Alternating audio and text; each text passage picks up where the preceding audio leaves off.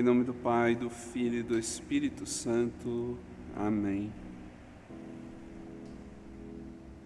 Vinde, Espírito Santo, enchei os corações dos vossos fiéis e acendei neles o fogo do vosso amor.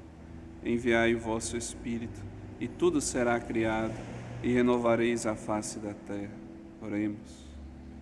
Ó Deus, que instruíste os corações dos vossos fiéis com a luz do Espírito Santo, fazei que apreciemos retamente todas as coisas segundo o mesmo Espírito e gozemos sempre da sua consolação. Por Cristo, Senhor nosso. Amém. Glória ao Pai, ao Filho e ao Espírito Santo, como era no princípio, agora e sempre. Amém. Nossa Senhora das Graças, rogai por nós. Santa Luzia, rogai por nós.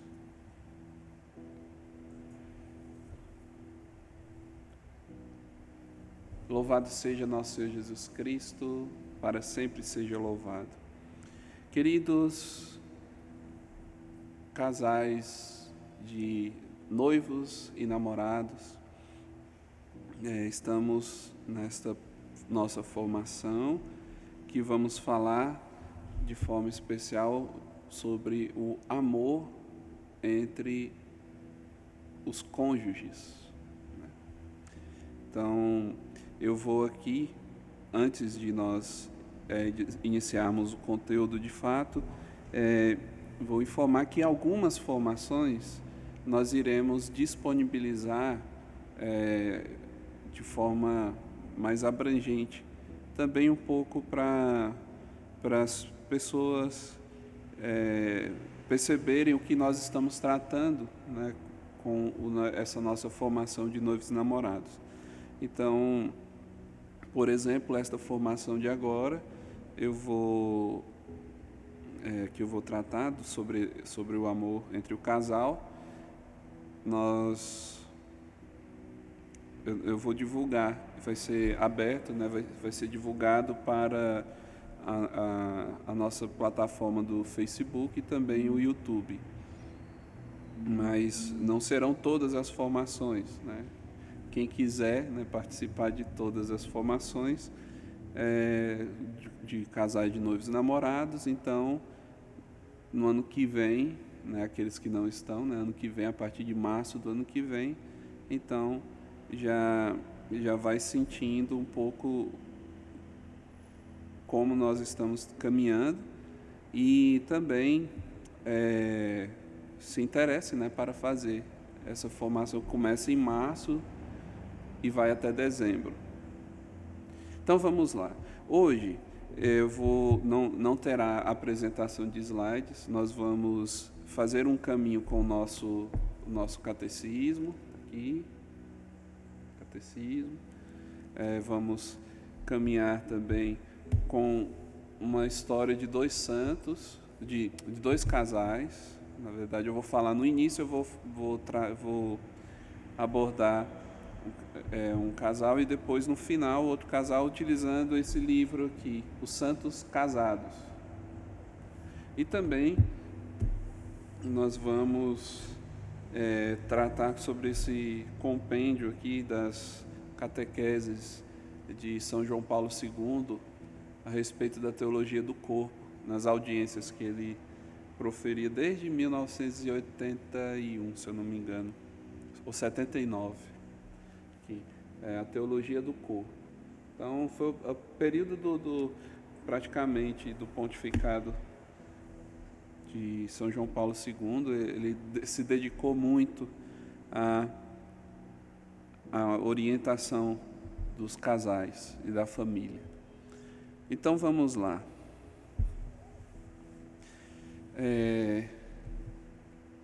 Quero, nesse instante, então, iniciar esse livro aqui, dos Santos Casados.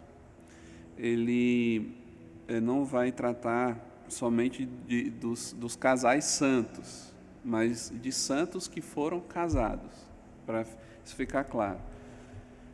De santos que perseveravam, por exemplo, na sua vida matrimonial, nas canseiras, nas dificuldades, né? Às vezes um dos cônjuges não era tão santo assim.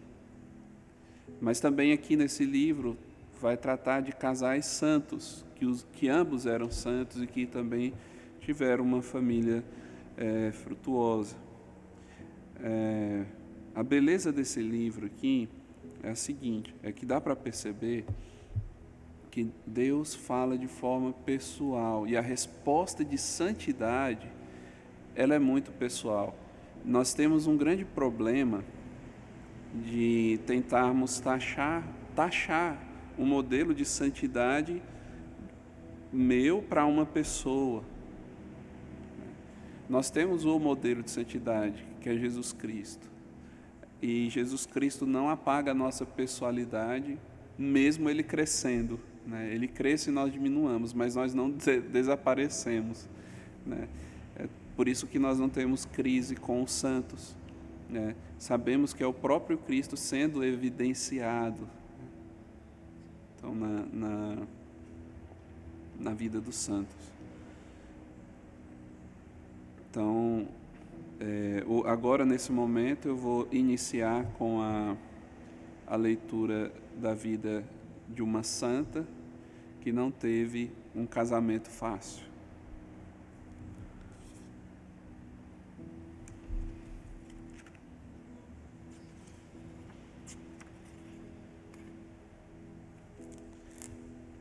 Santa Godelina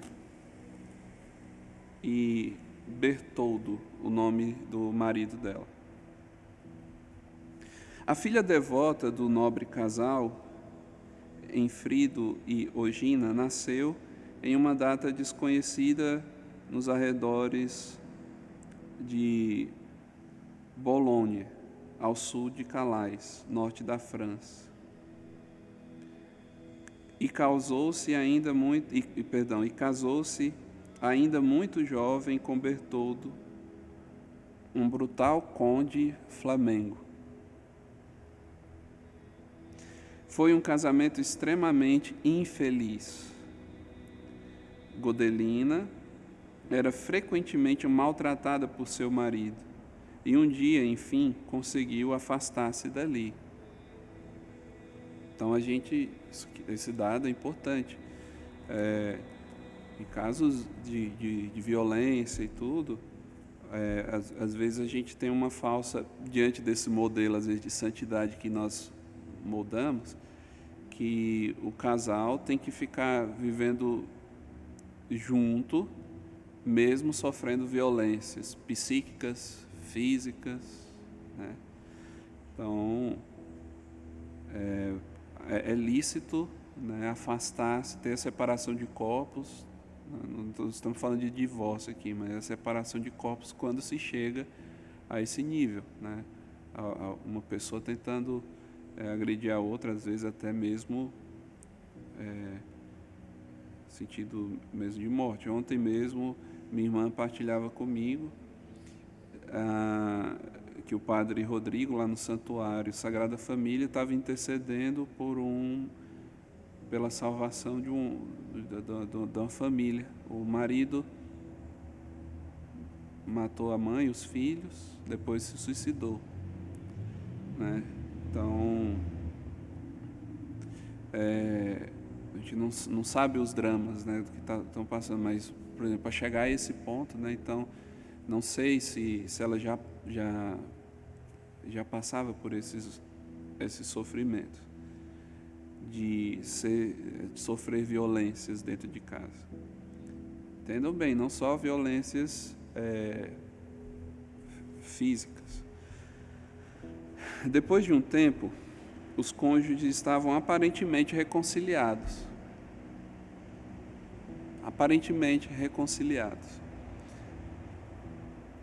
Porém, a verdade era que a raiva de Bertoldo crescia ainda mais, ou seja, ele se converteu de forma falsa.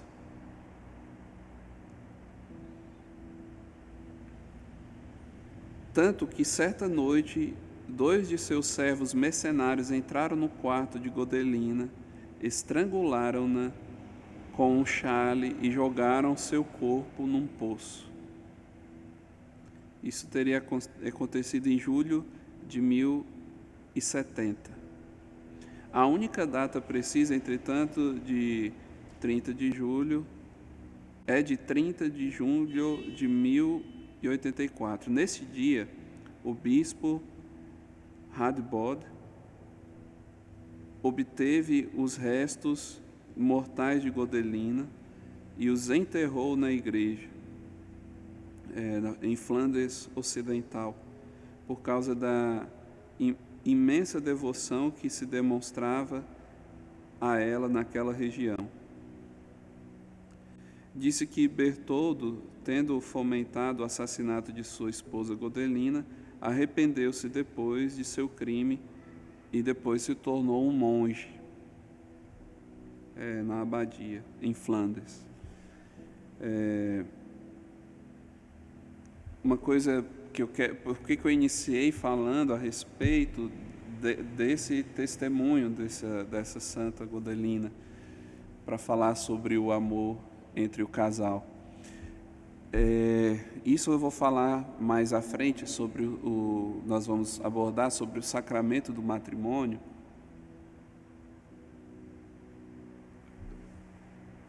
Sobre a questão vocacional, de fato, precisa-se entender, o homem precisa entender que este sacramento, o homem, ele tem por obrigação, é dever do homem, evidenciar, salvaguardar a figura feminina.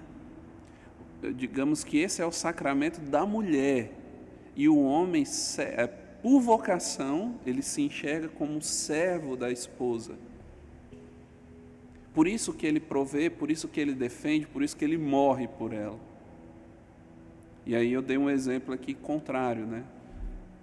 O homem que abusava dela. E quantos casamentos, quantos relacionamentos os homens querem ser servidos e não servir, né? É preciso nessa unidade, então nós nos questionarmos como estamos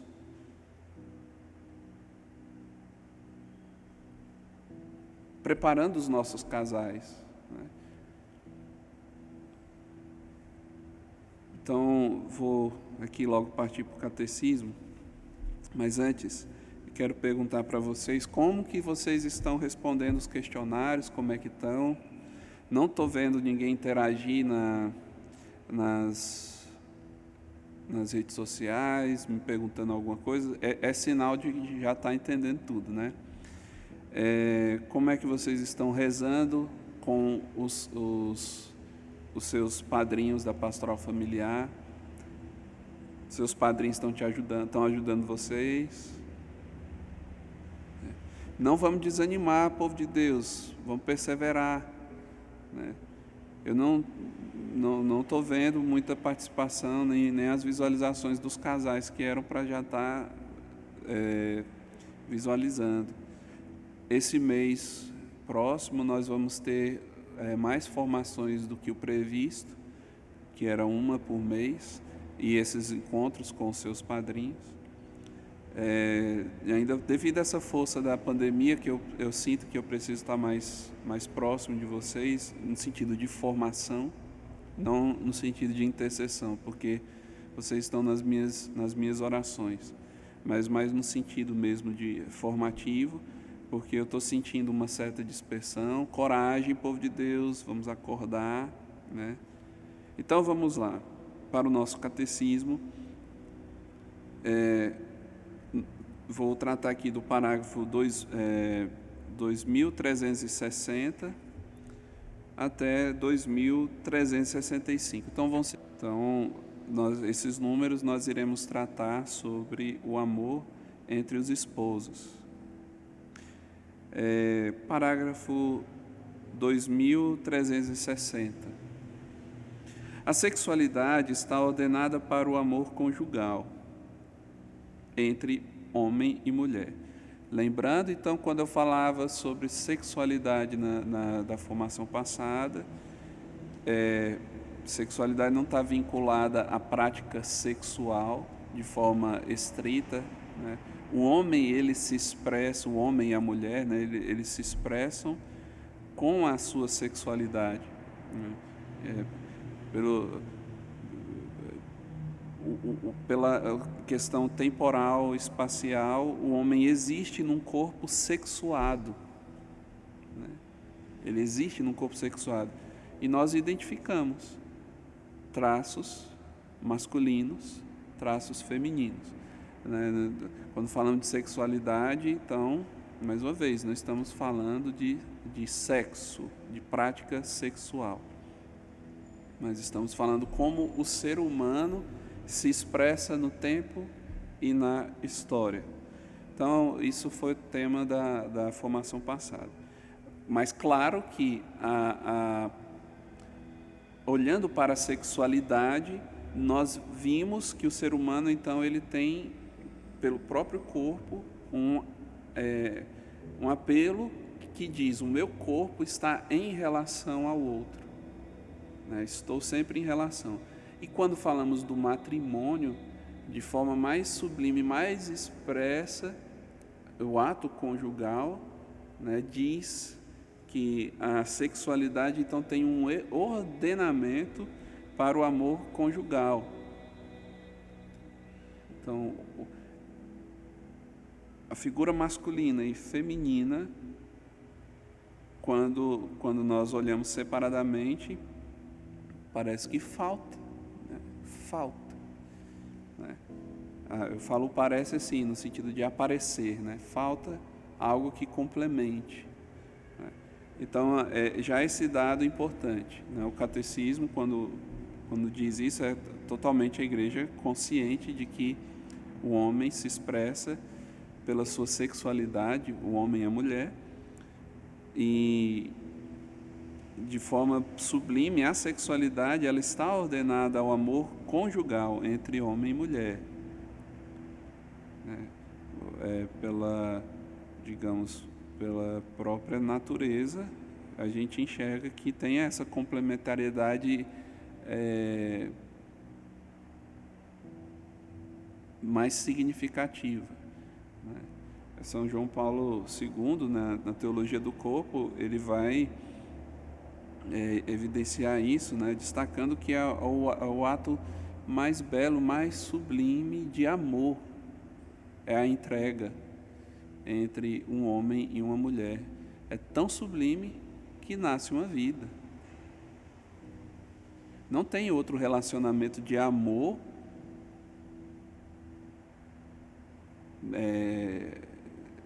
sem nenhum tipo de artifício, de forma bem natural. Não tem um relacionamento que nasça uma vida.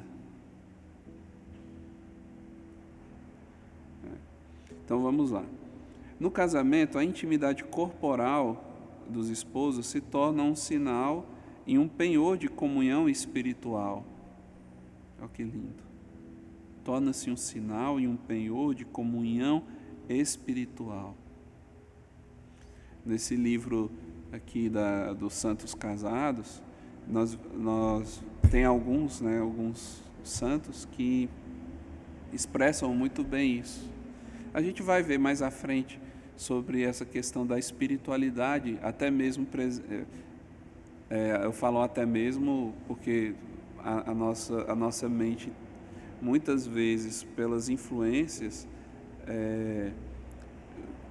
do mundo, pecaminam tanto o ato conjugal, né? Deixa tudo tão promíscuo que nós não conseguimos ver beleza, no aspecto beleza espiritual nesse ato, né? Então, até mesmo, né, de forma um pouco irônica, até mesmo no ato conjugal existe espiritualidade. Torna-se um sinal do penhor de comunhão espiritual. É bonito ver alguns casais que respeitam tanto o leito matrimonial, né, que tratam-se também como um lugar mesmo de sagrado. é sagrado. Quem senta nessa cama, até mesmo quem arruma essa cama é só o casal, né? Então, é aquela coisa, o santo dos santos da casa. Né? Tem alguns que tratam assim, né? Outros tratam, falando assim de lugar de respeito, né? Os sinais sagrados dentro de casa, né? O leito matrimonial, a mesa da refeição, né? Tudo isso precisa dar significado aos espaços humanos, diferente dos animais, que não dão sentido às coisas. Os animais sentem e fazem, né? Sente fome e come. Então,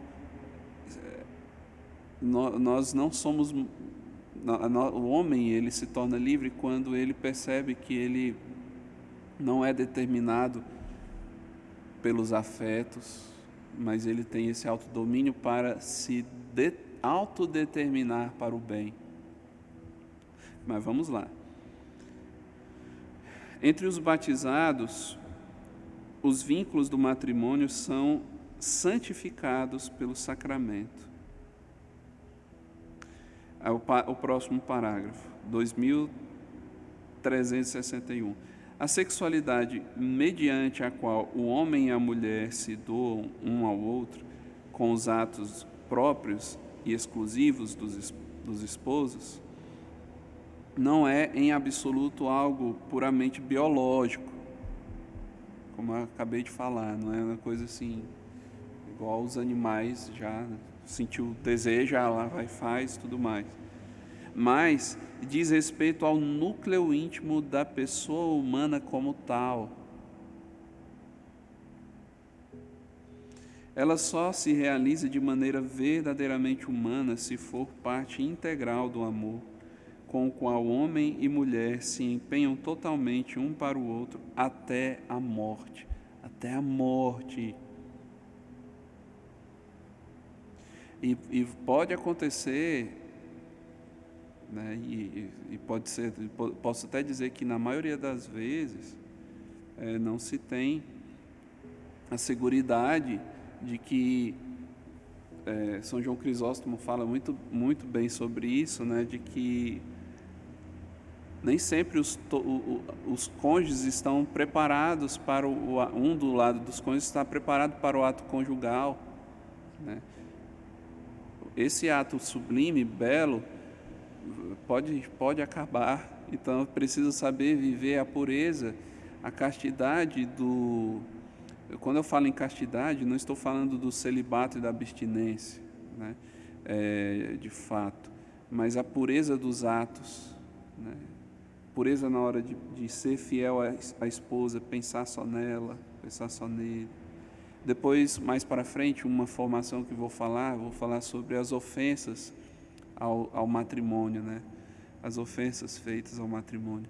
Então, o mal, por exemplo, que a pornografia faz com o casamento, todas essas situações em que sinalizam, por exemplo, a falta de confiança entre o casal.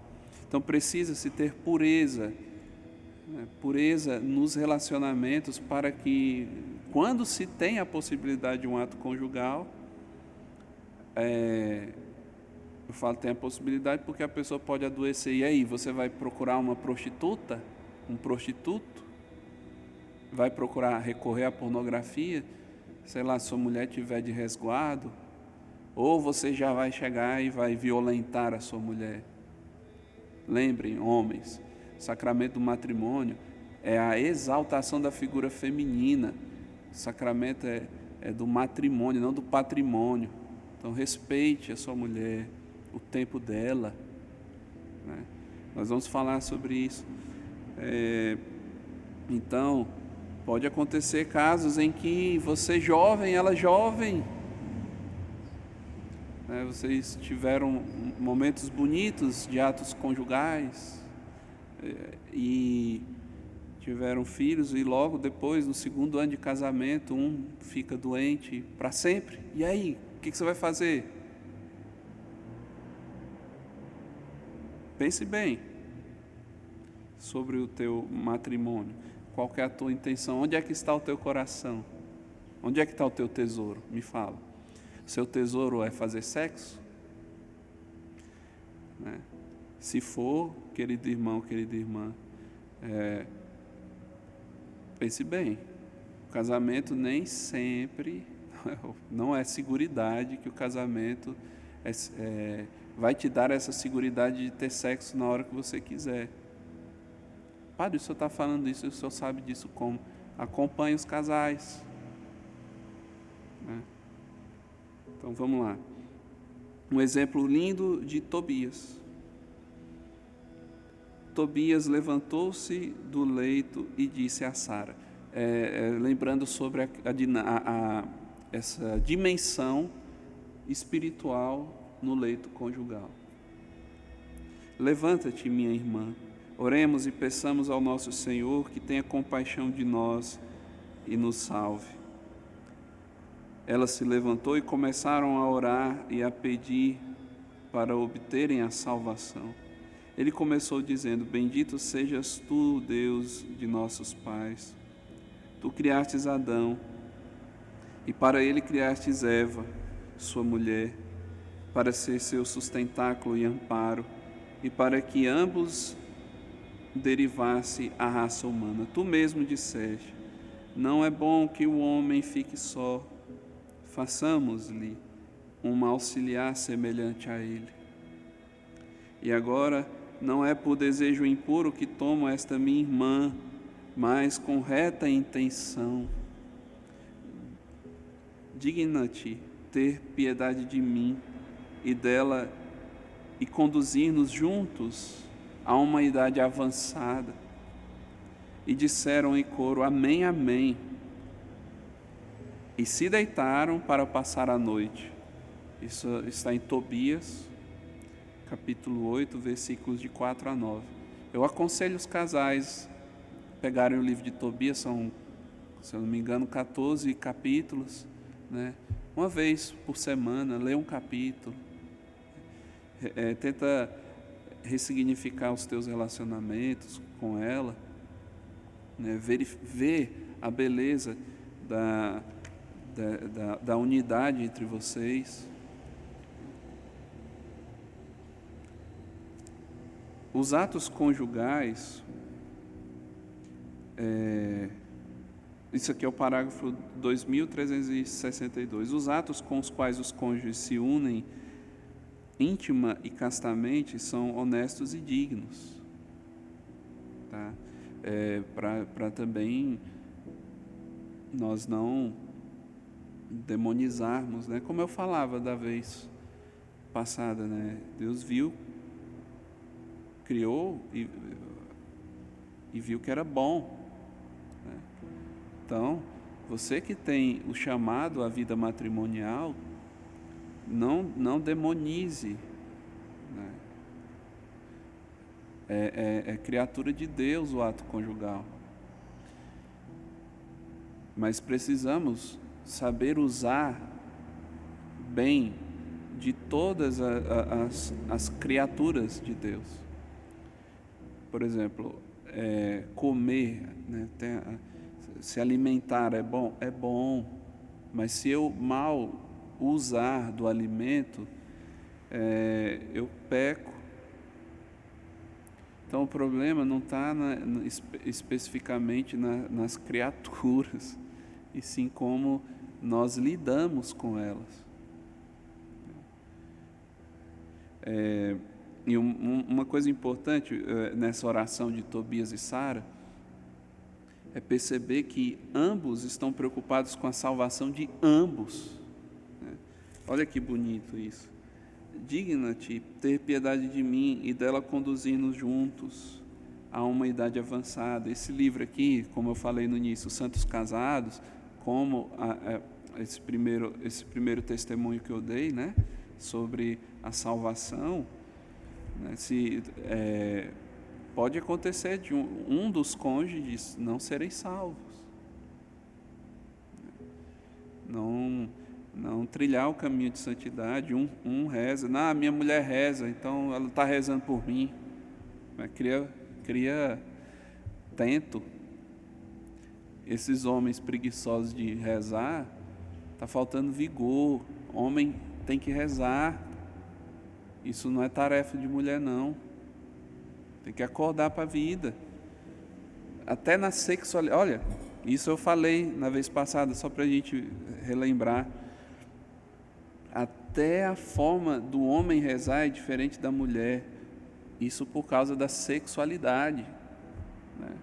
A mulher, né, vê Jesus como o esposo, não sei o quê, tudo, o homem vê como o meu Senhor, né?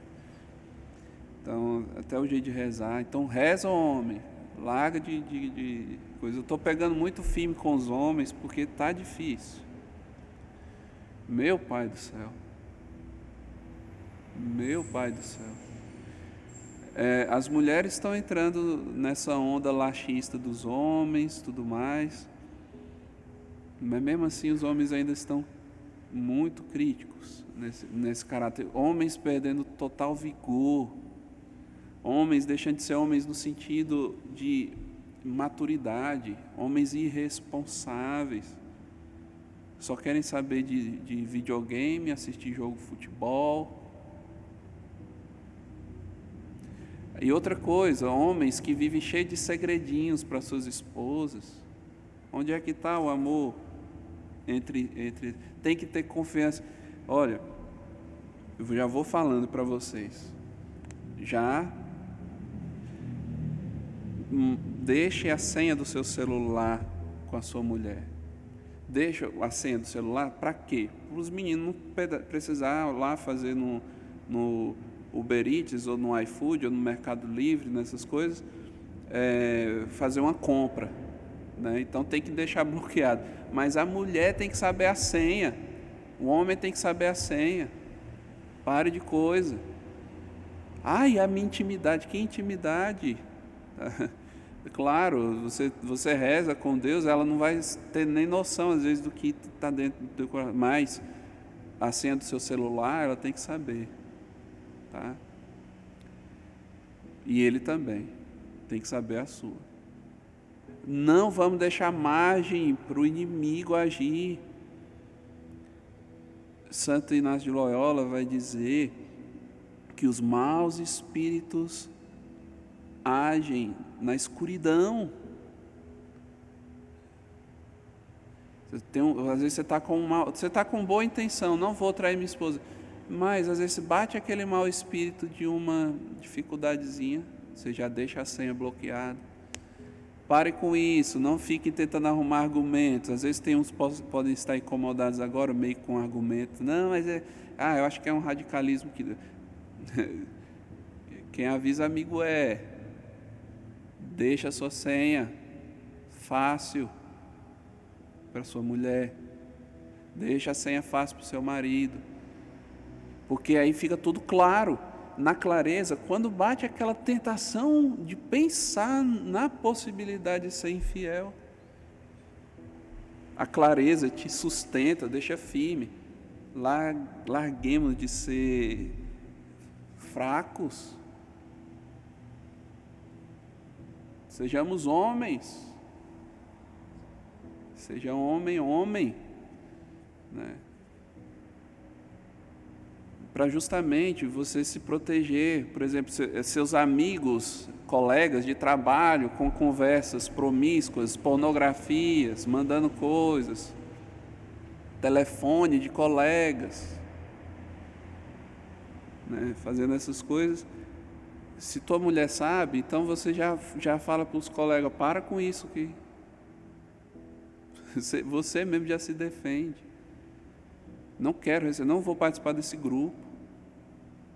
Agora você já tem a senha, está lá sozinho, está cansado, tudo, aí chega, sabe que em casa vai estar aquele problema com as crianças e tudo. Agora eu quero um tempo para mim, só para o meu egoísmo, o meu prazer. Agora eu vou olhar as pornografias, as coisas, eu vou ter uma conversinha ali sem nada, sem pretensão nenhuma, mas só para, né?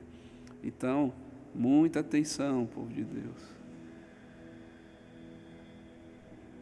Deixa a senha, vai ser melhor. Assim nós somos provados no fogo. sejamos claros conosco mesmos. Quando eu me coloco nesse nós, né, o padre também, só um parênteses, ele tem que ser claro nos atos, né?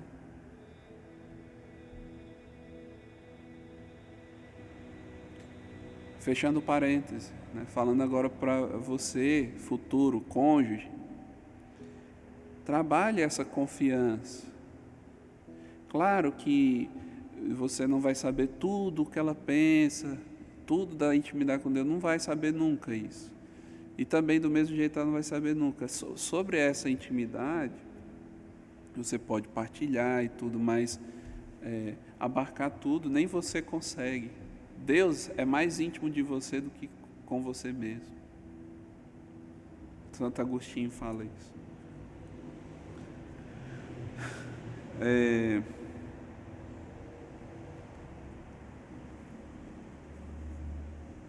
Eu fiz um silêncio aqui porque eu estou tentando lembrar uma coisa, um fato sobre essa questão dos colegas de trabalho.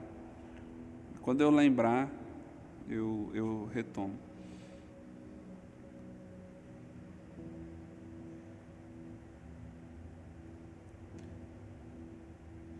Os atos com os quais os cônjuges se unem íntima e castamente são honestos e dignos. Quando realizados de maneira verdadeiramente humana, verdadeiramente humana, significam e favorecem a mútua doação pela qual os esposos se enriquecem com o coração alegre e agradecido. Aqui esse dado está lá na Gaudium et Spes, número 49.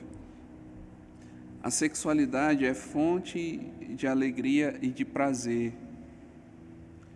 O próprio Criador estabeleceu que nesta função, isto é, de geração, os esposos sentissem prazer e satisfação do corpo e do espírito. Portanto, os esposos não fazem nada de mal em procurar este prazer e em gozá-lo. Eles aceitam o que o Criador lhes destinou. Contudo, os esposos devem saber manter-se nos limites de uma moderação justa. Tá claro? Tá claro.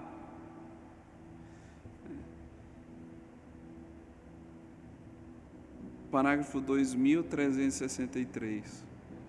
Pela união dos esposos, realiza-se um duplo fim do matrimônio. Aí você pega aí seu caderno.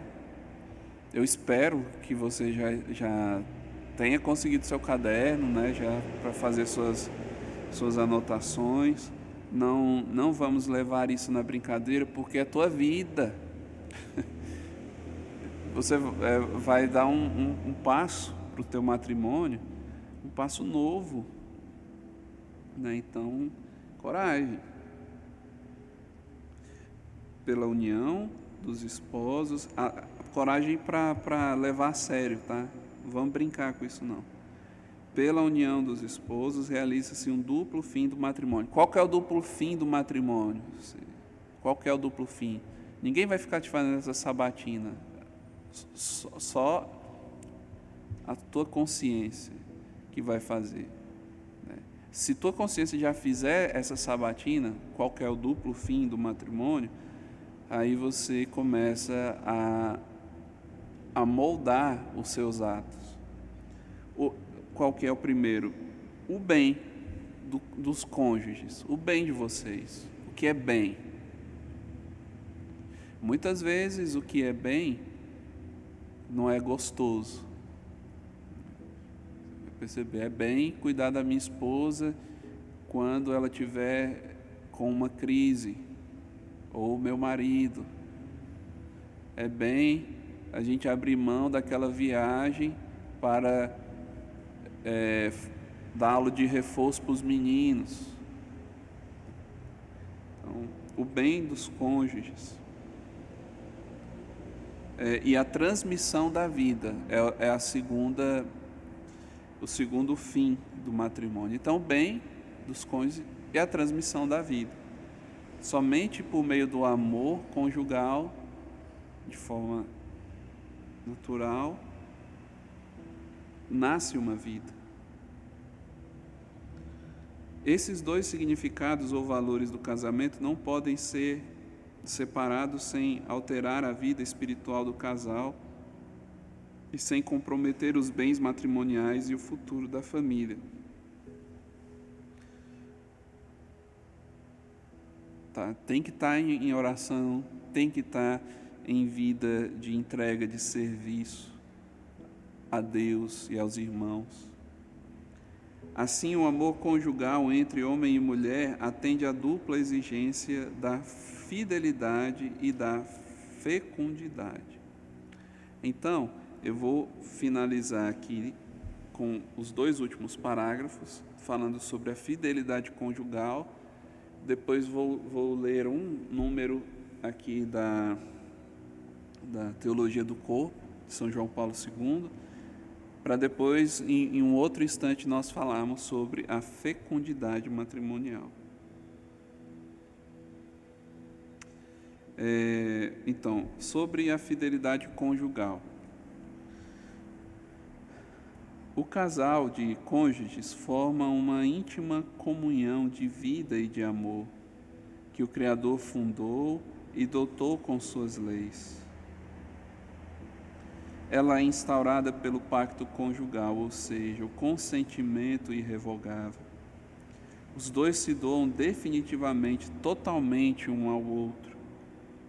A aliança contraída livremente pelos esposos lhes impõe a obrigação de a manter una e indissolúvel.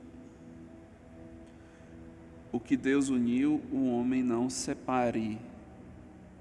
Isso é importante, o homem não separe, é um conselho. Deus não está te, como é que fala? Ele não está te desafiando, né? Não está dizendo assim, o homem não separa, porque aí tem homens que gostam de desafio, eu vou mostrar para Deus que eu posso separar. Não separe, homem, o que Deus uniu. Seja fiel, como Cristo foi fiel à igreja. Então, esse mandamento da fidelidade vai marcar também o amor que você tem a Deus. Se você não é fiel à tua esposa, que você escolheu para sinalizar e simbolizar esse amor de Cristo amando a igreja, é sinal de que você também não ama a igreja nem o Cristo, se você não é fiel à sua esposa, não ama a Deus. E se você, mulher, não escolhe o teu marido para ser esse sinal também, Deus, eu amo o Senhor com toda a intensidade, que vou escolher um homem para que eu possa dedicar esse amor a Ele. E se for infiel, você também é infiel a Deus e não ama a Deus. Então, por isso, não separe. Não separe, homem, o que Deus uniu.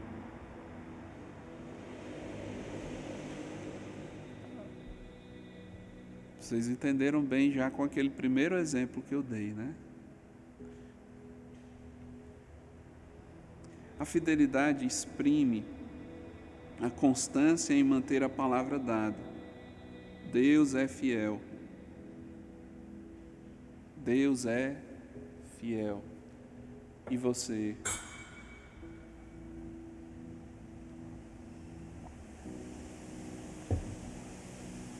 O sacramento do matrimônio faz o homem e a mulher entrarem na fidelidade de Cristo e da sua igreja. Pela castidade conjugal, eles testemunham este mistério perante o mundo. São João Crisóstomo sugere aos homens recém-casados que falem assim à sua esposa: tomei-te em meus braços, amo-te, prefiro-te à minha própria vida. Eita! porque a vida presente não é nada, e o meu sonho mais ardente é passá-la contigo, de maneira que estejamos certos de não sermos separados na vida futura que nos está reservada. Põe o teu amor acima de tudo, e nada me seria mais penoso que não ter os mesmos pensamentos que tu tens. Forte isso, né? A fidelidade, então, ela é marcada também pela forma em que você se dispõe responsavelmente a abraçar sua cruz, né? O que é cruz para nós cristãos? Então, é todo o esforço para amar. Quando Jesus fala que o fardo é leve, né, existe o fardo, então o fardo de Jesus é todo o esforço para amar.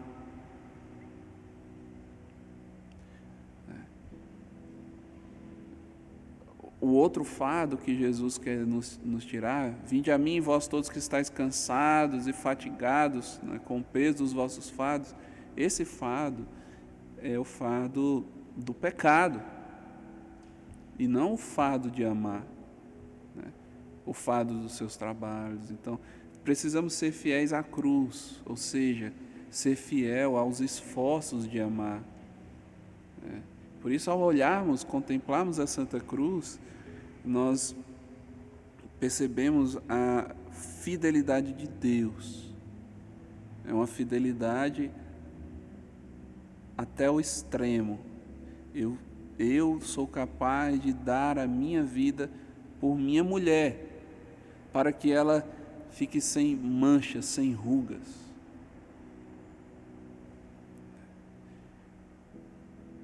Homens, se você tem essa vocação ao matrimônio, então saiba que você está para servir a tua mulher e teus filhos. Servir a tua mulher, educar os seus filhos para que também sejam homens responsáveis, não imaturos. Então, que ajudem os seus filhos a serem fiéis. Mulheres, né, por gratidão à doação dos seus maridos, vocês amam também, por gratidão, aquele homem que está morrendo por você. Então, por gratidão, eu amo.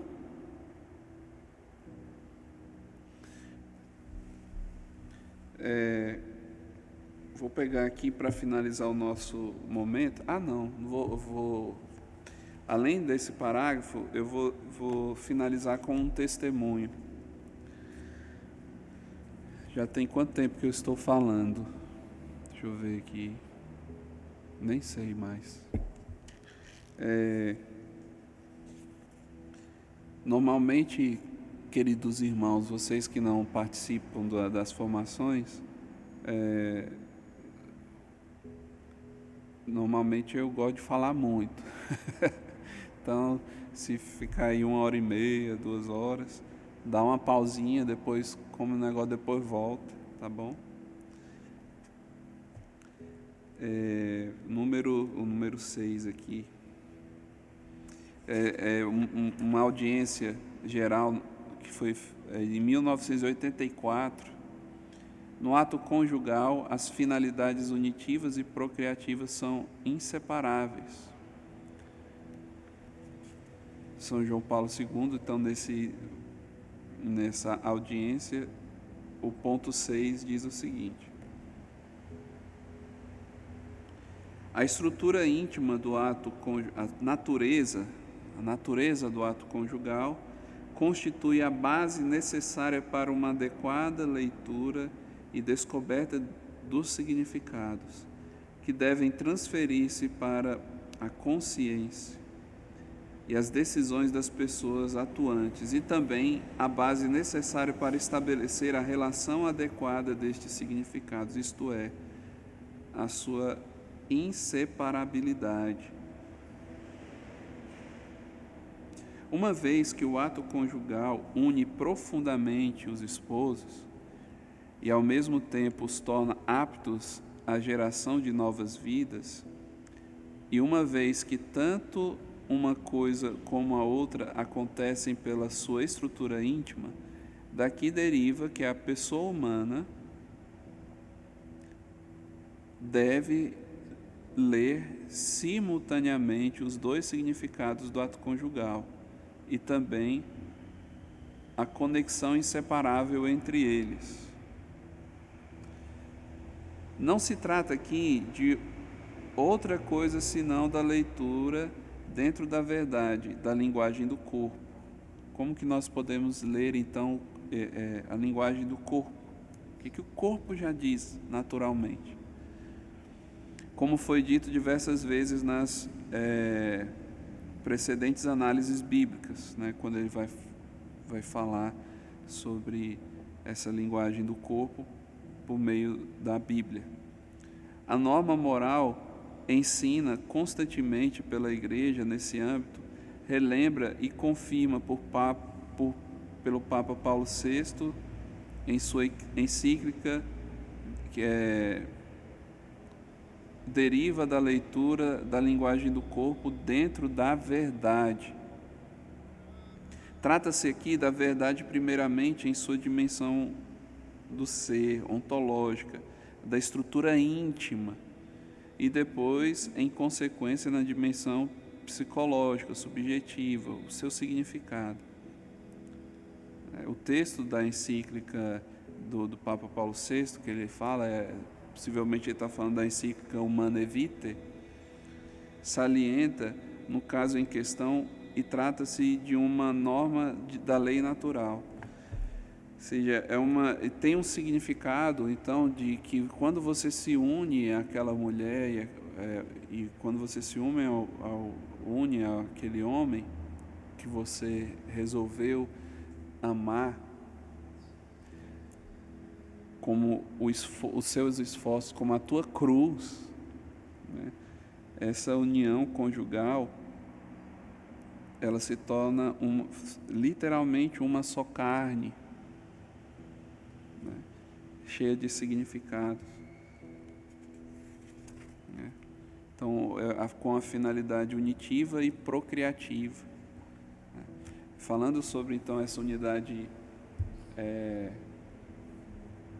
unitiva e procriativa, que nós vamos partir, o próximo ponto, nós vamos falar sobre a questão da fecundidade, ou seja, a resultante desse ato conjugal e como nós vamos lidar com essa questão, né? Como nós, igreja, vamos lidar com essa questão da paternidade e maternidade responsável, ou seja, de quando teremos filhos, né?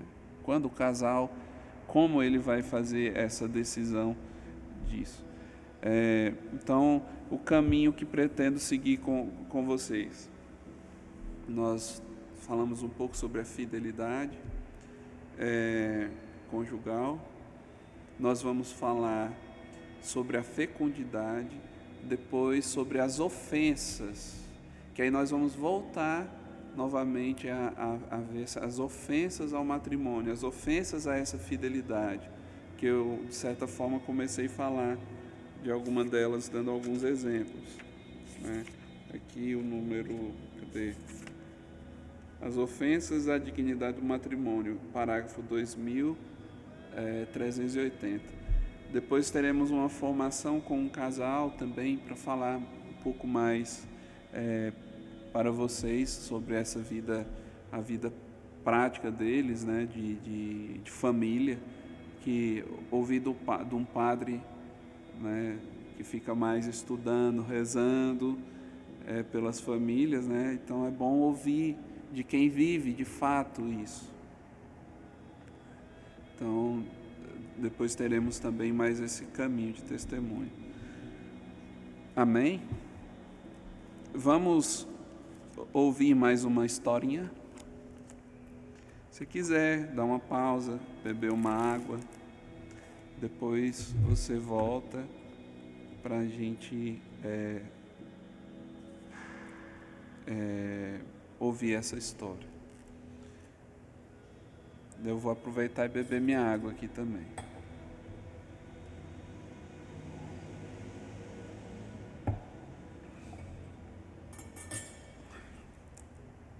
A história é um pouquinho grande e eu vou resumir aqui. Vou ler só 3 páginas só. E aí eu não vou ficar comentando não, tá? A beata Aliette foi uma esposa e mãe virtuosa que criou seus 7 filhos tão bem e teve tanta influência sobre o marido que todos eles se tornaram padres ou religiosos. Como assim, padre? Vamos lá. Nasceu por volta de... Até o marido? Como é que é isso? Vamos lá. Nasceu por volta de 1070, filha do nobre aristocrático Conde Bernardo de Montbard e de Umbelina de Ricei. Os pais dela consagraram seus filhos a Deus, mesmo antes do nascimento, e a criaram com este propósito em vista. Aliette confirmou o voto que os pais fizeram em seu nome e o chamado à vida religiosa que eles tinham em mente para a filha. Contudo, aos 15 anos, por motivos de alianças reais, casou-se com um jovem valente e virtuoso, Conde Tesselin, que era de Fontaines, um castelo próximo a Dijon. Foi o início de uma união imensamente feliz e de uma grande família. Devido às obrigações militares, Tesselin passava longos períodos aquartelado, longe da amada esposa e dos filhos, que nasciam ano após ano. No início foram 3 meninos, Guido, Gerardo, Bernardo. Então, exatamente no meio, nasceu a menina Umbelina e, por fim, mais 3 rapazes, André, Bartolomeu e Nivardo. O que Aliette, mulher piedosa de fé inabalável, pediu no dia do seu matrimônio? O que é que ela pediu? O que você vai pedir no seu matrimônio? É uma boa pergunta. Né? O que você está querendo com o seu matrimônio? O que você vai pedir a Deus? O que ela respondeu? Amor e compreensão mútua em sua união com o marido, que tinha os mesmos planos, é claro. Porém, como os seus pais, mesmo antes de seu nascimento, a tivessem consagrado de maneira especial a Deus para a vida religiosa, ela fez o pedido adicional. Ó Deus, se abençoardes o meu casamento com filhos, ficarei felizes em devolvê-los todos a vós, para servir-vos como meus substitutos na vida religiosa. Deus atendeu a esse pedido de maneira especial, ainda que inicialmente isso parecesse improvável. Naturalmente, Aliette criou todos os filhos para serem cristãos praticantes, e foi para eles um exemplo da genuína vida cristã. Não apenas por sua piedade, mas também por sua caridade dirigida aos pobres e enfermos. Lembra dos frutos da Eucaristia? Não sei se vocês estão lembrados. A quem servia, visitando-os em suas casas e prestando-lhes até mesmo os serviços mais humildes. Com a intenção de colocar os filhos em contato com sacerdotes para que assim pudessem encontrar a vocação sacerdotal, Aliette convidava todos os padres do vilarejo e arredores ao castelo, ano após ano, na festa de Santo Ambrósio, padroeiro dos pastores. No entanto, inicialmente, 5 dos seus filhos seguiram o pai militar. Torneiros, esgrima e equitação preencheram seus anos de infância e juventude. Nenhum desses 5 filhos sentiu-se atraído pela vida monástica, a despeito do espírito e postura de cavalaria que nela também podiam encontrar. No entanto, o terceiro filho, Bernardo, era um jovem silencioso, quieto e tímido, desajeitado nas atividades do dia a dia e muito responsável para a sua idade.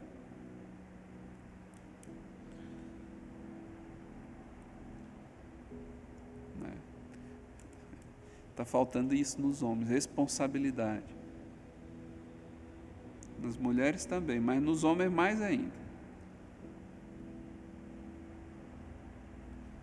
Ele se dava muito bem com a mãe, que faleceu jovem, em 1º de setembro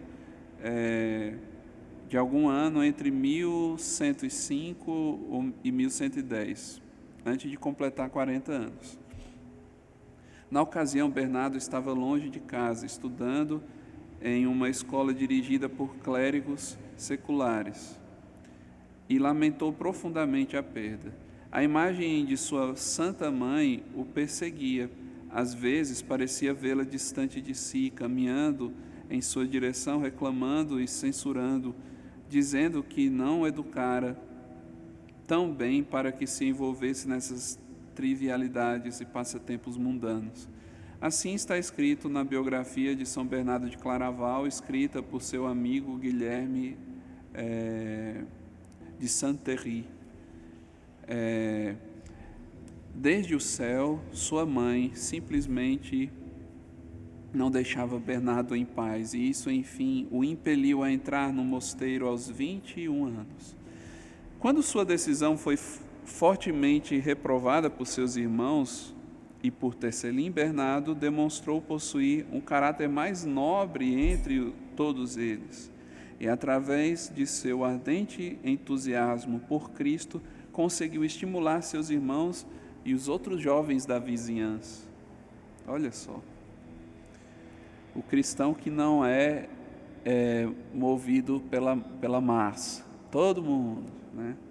Todo mundo está fazendo, então conseguiu, né, ir além. Assim, não apenas ele, mas também seu tio Galdrico, 4 de seus irmãos e 20 jovens nobres de castelos vizinhos inspiraram-se pelo ideal da vida religiosa e entraram no reformado mosteiro beneditino de Citeu. Quando Bernardo e seus 4 irmãos deixaram o castelo ancestral, Guido, filho mais velho de Tecelin, e Aliette, disse a Nivardo, o caçula: veja agora, toda a nossa herança pertence a você. Ao que ele respondeu: então o céu será seu e a terra minha? Isso não é justo. Alguns anos depois, Nivardo também seguiu os irmãos ao retiro. A irmã Umbelina, após um período de vaidades, também entrou para o convento e, por fim, o idoso pai. Olha o pai. Tecelin, viúvo da beata Aliette, juntou-se aos seus filhos, tornando-se monge com eles. Aliette viveu um matrimônio exemplar com seu esposo, Tecelin, e criou seus 7 filhos tão bem que se tornou a mãe de 7 religiosos consagrados e santos, pois seus filhos, Gerardo, Bernardo e Nivardo, assim como seu esposo Tecelin, são homenageados como bem-aventurados na ordem cisterciense. A maior glória de Aliette, entretanto, é São Bernardo de Claraval, o grande pregador das cruzadas, devoto de Maria e doutor da igreja. Olha só. Então, aqui tem um relato de Guilherme de Saint-Thierry, que escreveu na biografia de São Bernardo, é sobre os pais no casamento. Então, se você ficou curioso, né, tem esse livro que você pode adquirir. Não vou fazer muita propaganda aqui, porque eu não sei se pode, mas tá bom. Acho que pode sim. Eu sou assinante de uma coisa que chama Biblioteca Católica. Eu tenho a minha biblioteca católica. Aí tem o que eu vou receber esse próximo mês é um livro sobre os mártires. Mas tá bom. Fica então esses dois testemunhos que nós vimos, que nenhum casamento é igual ao outro, uns com cruzes, cada cruz diferente da outra, né? Então vamos pedir intercessão de Santa Godelina e da Beata Aliette, né, para que a tua futura família possa ser formada pelo Divino Formador, que o Espírito Santo, por intercessão de Nossa Senhora das Graças e Santa Luzia, possa conduzir o teu discernimento na verdade, sem escuridão, sem esconder nada, às claras, porque os bons espíritos agem na verdade, né? Então, que sejamos filhos da verdade. Vamos pedir esse auxílio a Nossa Senhora. Ave Maria, cheia de graça, o Senhor é convosco. Bendita sois vós entre as mulheres, bendito é o fruto do vosso ventre, Jesus. Santa Maria, Mãe de Deus, rogai por nós, pecadores, agora e na hora de nossa morte. Amém. Nossa Senhora das Graças, rogai por nós. Santa Luzia, rogai por nós. Santa Godelina, rogai por nós. Beata Aliette, rogai por nós. São João Paulo II, rogai por nós. O Senhor esteja convosco, Ele está no meio de nós, por intercessão da Sagrada Família. Abençoe-vos Deus Todo-Poderoso, Pai, Filho e Espírito Santo. Amém.